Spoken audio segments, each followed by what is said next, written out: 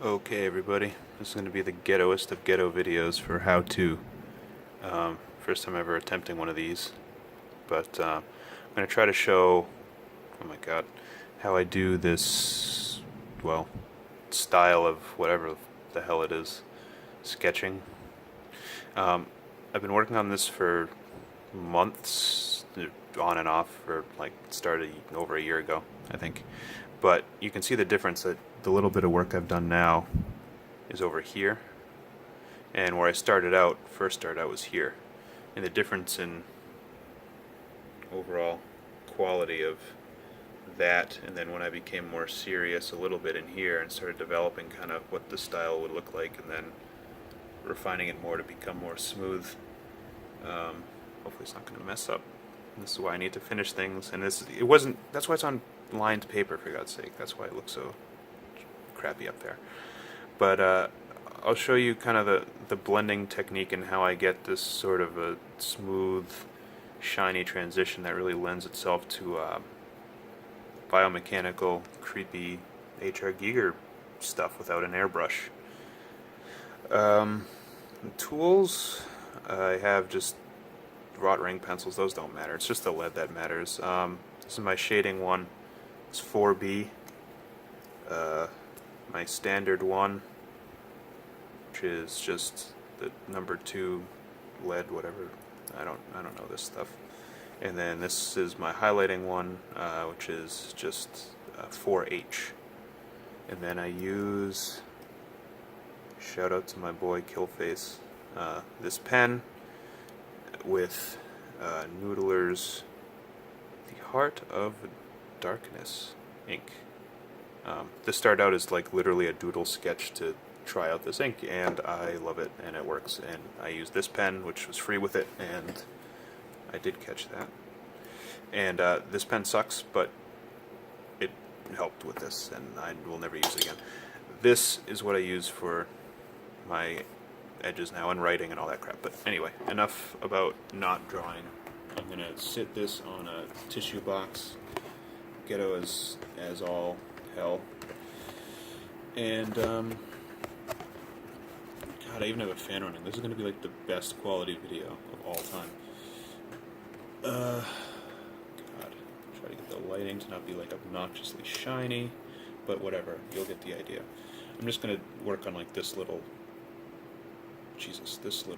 box and whatever. So we'll start with it does not, it honestly doesn't matter what you start with here. Like, it just matters that you do the blending right. So we'll box out the area, or box off the area, however you want to do it. We'll get this line here. Go make a little bit more room so that I can fit my hand here to draw. We want to keep this highlight consistent, and it's going to be moving along the same direction as the shape.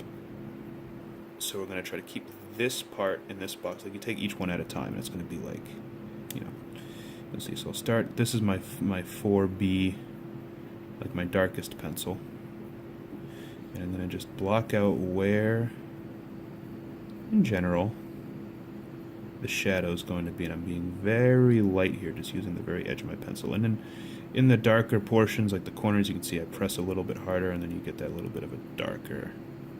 I need to stop looking at the camera and look at the friggin' piece of paper when I'm doing this. It's so embarrassing that this is on a piece of lined paper too, isn't it? But whatever, stay living. So now that that's in general boxed out, this is where the scary part is. This is where you use the ink. And I don't do this much anymore. I like to not use ink in this way, but who knows, I might come back to it. We'll box the area out. Because sports, everybody. Sports terms. And, oh god.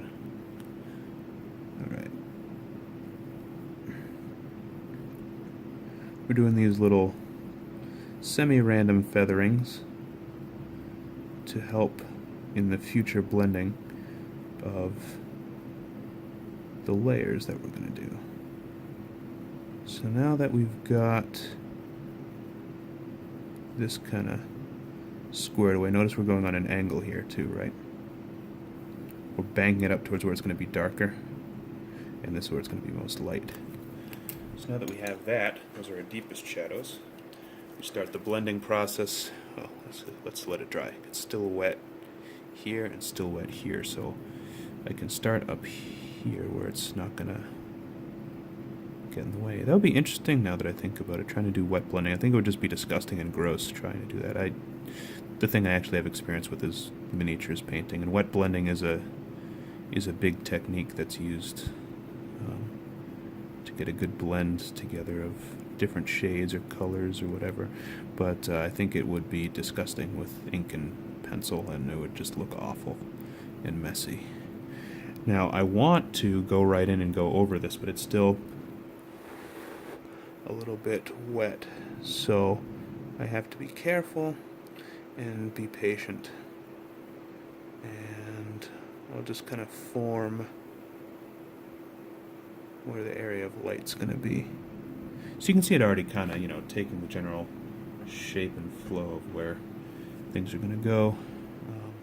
And I'm going to be pressing harder and harder as I get to where these two, the ink and the graphite, are going to meet, and I do some overlap of just basic back and forth lines like this. Basically the reverse of these little lines that I did, I try to just do the same thing with this. And as I go and kind of overlap the layers, it's like a puzzle piece fitting together, where it's like some overlaps into one, some overlaps into the other.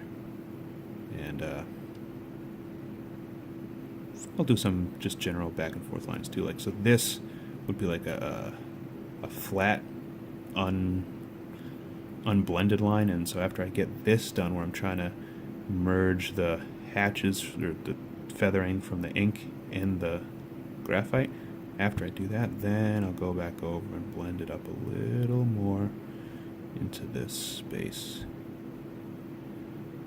Make this a little darker. Now that that's in place, we're pretty much set with the 4B. I can go to my number 2 now, which is a little bit lighter, and just start doing the same thing. Blending the 4B into the number 2. Keeping it nice and light. Don't have to press hard. If you need a little bit more darkness, you can press harder. And I can go back over too and go a little bit harder down here. Just kind of bring those 2 layers together, or now 3 layers. And this step, sometimes you need, sometimes you don't. This is the 4H. This is just, basically I'm trying to make this line that you can see a little bit less harsh. So I'm just going to very lightly do some kind of like loose ellipses over here. And then if you see any spots that are noticeably like that you can see like the visible line between the layers, that's the stuff that you want to go away. And then you can use your finger to kind of bring everything together and soften it up. And this is good, actually. I have this line here that's still pretty visible. I like to soften that by just dabbing an eraser on it and around it. Not in a straight line, because you don't want something that the eye is going to be able to pick up on.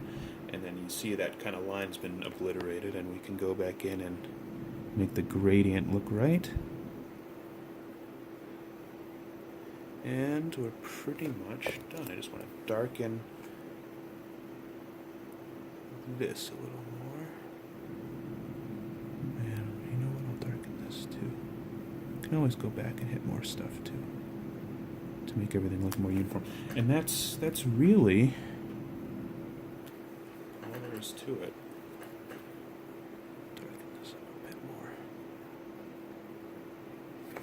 more. And something I'll do at the end too, and I'll just do it now to show you, is run an eraser right through the middle. Some needs to just make that final pop reflection. But yeah, you can see that's what it looks like. It takes a little while, it's a process, but like when it's taken together, boy, I think that looks pretty nice. Yeah. There you go. Good luck.